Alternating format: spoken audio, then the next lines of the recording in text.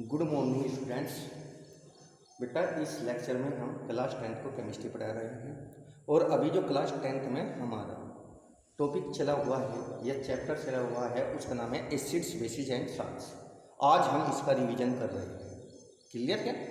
पहले भी हमने इसका रिवीजन कर लिया और आज भी हम इसका रिवीजन कर रहे हैं। आज हमारे रिवीजन में इस चैप्टर का लास्ट टॉपिक है जिसका नाम है importance of pH in daily life. Clear है बेटा? इसमें हम सबसे पहले लिखते हैं pH in our digestive system. तो बेटा आप लोगों को पता होता है डाइजेस्टिव सिस्टम क्या है। हमारी बॉडी के अंदर वो सिस्टम जो कॉम्प्लेक्स फूड मटेरियल को सिंपल फूड मटेरियल में कन्वर्ट करने के लिए रेस्पॉन्सिबल है, उसे हम लोग क्या कहते हैं? Digestive system.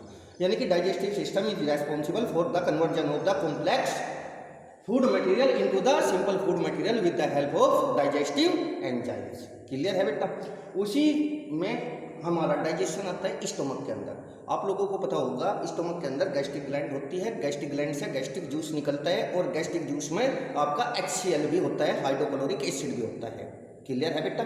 तो हम लोगों का जो स्टोमक होता है जब उसके अंदर भी डाइजेशन होता है बेटा, और जब स्टोमक के अंदर डाइजेशन होता है तो वहाँ पर जो एंजाइम्स होते हैं वे एसिडिक मीडियम में वर्क करते हैं।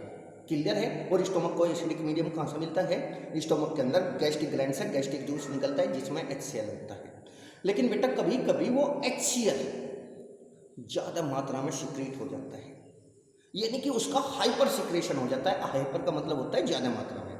तो जब कभी गैस्ट्रिक ग्लैंड से गैस्ट्रिक जूस ज़्यादा मात्रा में सिक्रीट होता है उस कंडीशन को हम कहते हैं एसिडिटी। तो एसिडिटी तो आपकी समझ में आ गया क्या होता है acidity? Hyper secretion of the HCl by gastric gland is known as acidity. तो जब गैस्ट्रिक ग्लैंड से HCl का हाइपर सिक्रेशन हो जाता है उस कंडीशन को आप क्या कहते हो? एसिडिटी। क्लियर है बेटा? एसिडिटी को रिमूव करने के लिए या जो वो एक्स्ट्रा अमाउंट HCl का बना उसे न्यूट्रलाइज करने के लिए जो केमिकल सब्सटेंस लिए जाते हैं उन्हें कहा जाता है एंटासिड। तो antacid are those chemical substance which are responsible for the neutralisation of extra amount of HCl are known as antacids. तो एंटासिड्स क्या हुए? एंटासिड्स हुए केमिकल सब्सटेंस हुए जो स्टोमक के अंदर एक्स्ट्रा अमाउंट में HCl बनता है उसे न्यूट्रलाइज करने के लिए जो केमिकल सब्सटेंस आप ले रहे हो उन्हें कहा गया है एंटासिड्स। क्लियर बात है बेटा? अब आगे की तरफ बढ़ते हैं हम थोड़ा। आपको पता HCl हाइड्रोक्लोरिक एसिड है और आप जो उसके ट्रीटमेंट के लिए केमिकल ले रहे हो, ठीक, उन्हें एंटासिड कहा गया। तो बेटा वे किस नेचर के होंगे? वे एल्कलाइन नेचर के होंगे। कैसे होंगे? एल्कलाइन। क्योंकि जो एसिडिटी है वो एक्स्ट्रा अमाउंट ऑफ HCl की वजह से ही तो है, और HCl क्या है? Hydrochloric acid. तो उसे न्यूट्रल करने के लिए क्या लिया जाएगा? Alkaline substance. क्या लिया जाएगा बेटा? Alkaline substance. तो उसका एग्जांपल है MgOH2। MgOH2 को कॉमनली क्या बोलते हैं? Milk of magnesia. Milk of magnesia. तो बेटा हमें अभी तक 2-3 चीज़ का पता। और अगर हम शॉर्ट में बात करें, एसिडिटी क्या होती है? जब स्टोमक के अंदर नॉर्मल लेवल से ज़्यादा HCl प्रोड्यूस हो जाता है उसे क्या कहते हैं? एसिडिटी। एसिडिटी का ट्रीटमेंट कैसे करते हैं?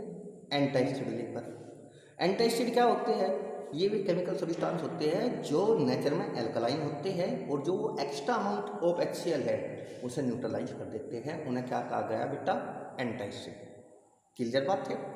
कोई प्रॉब्लम? तो अब आगे की तरफ हम बढ़ते हैं। इसका एग्जाम्पल क्या है बेटा? Milk of magnesia.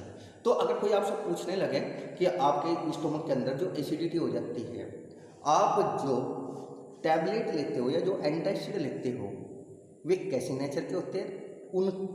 उसका क्या प्रिंसिपल है, वो कैसे वर्क करता है? तो आप कहोगे कि वे जो एंटासिड होते हैं वे बेसिकली एल्कलाइन होते हैं और वे स्टोमक के अंदर जाकर एक्स्ट्रा अमाउंट ऑफ HCl से रिएक्शन करते हैं और उसे न्यूट्रलाइज कर देते हैं, यानी कि स्टोमक के अंदर बेसिकली वो एक न्यूट्रलाइजेशन रिएक्शन होगी।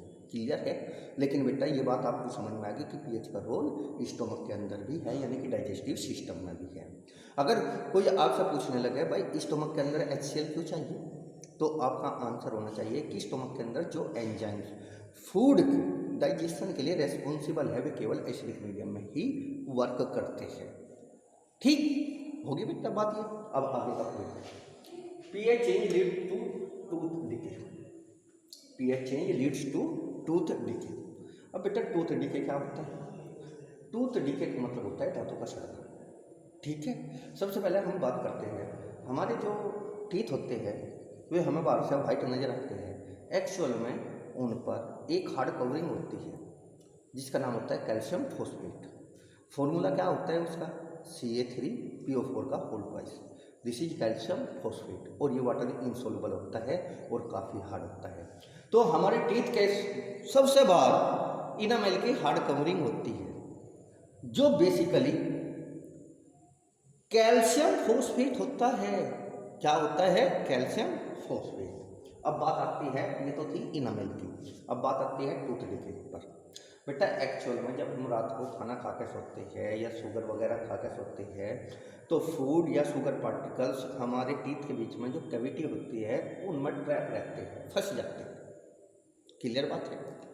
जब हम रात में सोते हैं तो हमारे माउथ के अंदर माइक्रोब्स और पर्टिकुलरली बैक्टीरिया ग्रो कर जाते हैं, और जो वे बैक्टीरिया होते हैं बेटा वे उन फूड पार्टिकल्स या शुगर पार्टिकल्स को डिकम्पोज करके एसिड में कन्वर्ट कर देते हैं। किस में कन्वर्ट कर देते हैं बेटा? एसिड में कन्वर्ट कर देते हैं। और उस एसिड की वजह से जब हमारे माउथ की पीएच 5.5 से कम हो जाएगी तब हमारा जो इनामेल है, टीथ का इनामेल, वो डिजोल्व होना शुरू हो जाएगा, यानी कि डाइस्टोई होना शुरू हो जाएगा। इसे बोलते हैं टूथ डिके। ठीक, टूथ डिके तो समझ में आ गया बेटा। जब रात में हम खाना खा के या कोई शुगरी मटेरियल खा के सोते हैं तो वो जो शुगर या फूड पार्टिकल्स हमारे टीथ की कैविटी के बीच में फंसे रह जाते हैं, उन पर रात के समय बैक्टीरिया ग्रो करते हैं, उन्हें डिकम्पोज कर कर एसिड में कन्वर्ट कर देते हैं। इस एसिड की वजह से हमारा जो टूथ का इनामेल है वो डिजोल्व होना शुरू हो जाएगा, डिस्ट्रॉय होना शुरू हो जाएगा। इस को बोलते हैं हम टूथ डिके। क्लियर होगा? रात में बेटा हम टूथपेस्ट करके सोते हैं, और सभी बच्चों को रात में टूथपेस्ट करके सोना चाहिए। क्यों? क्योंकि वो एल्कलाइन होता है। कैसा होता है? एल्कलाइन। उसके कई फायदे हैं। पहला फायदा क्या है? जब रात में आप ब्रश या टूथपेस्ट करके सोते हो, क्लियर है बेटा, तो आपके दांतों के बीच में जो कैविटी होती है उनके अंदर जो फूड पार्टिकल्स या शुगर पार्टिकल्स है वे निकल जाते हैं। नंबर एक बात तो ये होगी। नंबर 2, जब हम टूथपेस्ट करते हैं तो हमारे मुंह के अंदर जो इन्वायरमेंट होता है वो एल्कलाइन हो जाता है। जब रात के समय थोड़ा बहुत शुगर पार्टिकल या फूड पार्टिकल माउथ के अंदर बचे भी रह गए तो उनसे जो एसिड बनेगा टूथपेस्ट उसे न्यूट्रलाइज कर देता है, क्योंकि टूथपेस्ट की नेचर कैसी होती है? एल्कलाइन। इसलिए रात में सभी बच्चों को टूथपेस्ट करके जरूर सोना चाहिए। अब आगे की तरफ चलते हैं। Self defence bye animal and plants, यानी कि पीएच की वजह से भाई कुछ एनिमल और कुछ प्लांट्स खुद को डिफेंस भी करते हैं, यानी कि खुद की रक्षा भी करते हैं, खुद को प्रोटेक्ट भी करते हैं। ऐसे कैसे? अब इसमें पढ़ेंगे हम ये चीज, जरा ध्यान से सुनिए क्या है टॉपिक। पीएच की वजह से कैसे प्लांट्स और एनिमल्स अपने आप को प्रोटेक्ट करते हैं। सबसे पहले हम लेते हैं ईस्टिंग ऑफ बीज एंड आंट्स। बीज का मतलब है हनी बीज, मधुमक्खियाँ, और आंट्स का मतलब है चींटियाँ। तुमने सुना होगा वे डंक मारते हैं, डंक को इंग्लिश में बोलते हैं स्टिंग। क्लियर है? तो जब हनी बीज या आंट्स हम लोगों पर स्टिंग मारती है तो उनके स्टिंग में बेटा क्या होता है? Formic acid. तो जैसे अभी आपने भी देखा होगा नॉर्मली, या इस समस्या को फेस भी क्या होगा कभी ना कभी, जब हम लोगों के चींटियाँ या मधुमक्खियाँ काट जाती है, अपना स्टिंग हमारी स्किन में घुसेड़ देती है, तो वो हमारी स्किन के अंदर क्या डालती है, फॉर्मिक एसिड, जिससे हमें बहुत ज़्यादा इरिटेशन होती है, बहुत ज़्यादा पेन होता है। तो एक्चुअल में चींटियों के और मधुमक्खियों के काटने से हमें पेन क्यों होता है, क्योंकि उनके स्टिंग में क्या होता है बेटा, फॉर्मिक एसिड। क्या नाम है, फॉर्मिक एसिड। इसका दूसरा नाम भी है बेटा, इसका दूसरा नाम है मिथेनोइक एसिड। ठीक। अब अगर किसी बी पर्सन मधुमक्खी काट ले, हनी बी काट ले, तो क्या करना चाहिए, तो हमें बताओ उनके स्टिंग में क्या होता है बेटा, फॉर्मिक एसिड। तो हमें उसे न्यूट्रल करना, तो न्यूट्रल किससे होगा, एल्कलाइन मटेरियल से। तो उसके लिए आप उस इन्फेक्टेड एरिया पर बेकिंग सोडा यानी कि NaHCO3 सोडियम हाइड्रोजन कार्बोनेट को रब कर लीजिएगा।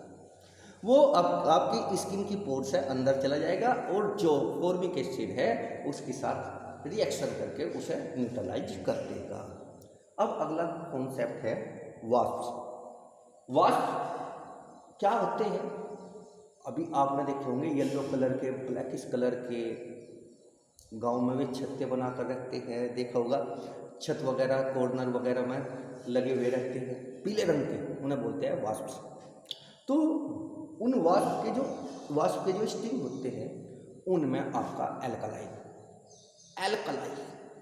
देखो, उनमें तो फॉर्मिक एसिड था हनी बीज में और किसमें, आंट्स में, लेकिन जो आपके वास्प है उनके स्टिंग में क्या होता है बेटा, एल्कलाई। और जब वे आपको काट खाते हैं तब आपको इन्फेक्टेड एरिया पर क्या लगाना चाहिए, एसिडिक मटेरियल। लेकिन वो एसिडिक मटेरियल वीक होना चाहिए, कहीं आपकी स्किन ना जला दे। अगर स्ट्रॉन्ग हुआ तो वो आपकी स्किन को भी बर्न कर सकता है। तो कैसा, एसिडिक होना चाहिए लेकिन वीक होना चाहिए। और ऐसा कौन सा है, विनेगर। तो आप वहाँ इन्फेक्टेड एरिया पर क्या रब करना चाहिए आपको, विनेगर। उससे क्या होगा बेटा, विनेगर आपकी स्किन में जो पोर्स है उनके थ्रू अंदर जाएगा और जो वास्प के स्टिंग का एल्कलाई है उसे न्यूट्रलाइज करके आपको रिलीफ देगा। क्लियर होगा। इसी तरीके से बेटा एक प्लांट है नेटल प्लांट, ये वाइल्ड वैरायटी है यानी कि जंगलों में पाई जाती है। इसमें स्टिंगिंग हेयर होते हैं, स्टिंगिंग हेयर, क्लियर है, छोटे छोटे हेयर लाइक स्ट्रक्चर। ठीक। जब कोई एनिमल, जाहिर सी बात है वो हर्बीवोर्स होगा, जब कोई भी हर्बीवोर्स एनिमल उसकी लीव्स वगैरह को खाता है तो लीव्स के अंदर जो हेयर लाइक स्टिंग है वे उसके माउथ में चुभ जाते हैं और उनके अंदर क्या होता है, फॉर्मिक एसिड। तो वो फॉर्मिक एसिड को उनके माउथ में पोर उड़ेल देता है, पोर कर देता है, जिससे कि उन्हें बर्निंग सेंसेशन होती है और वे वहाँ से उसे छोड़कर चले जाते हैं। इस प्रकार से नेटल प्लांट फॉर्मिक एसिड की वजह से अपने आप को हर्बीवोर से प्रोटेक्ट करता है। क्लियर होगी बेटा। अब आगे बढ़ते हैं।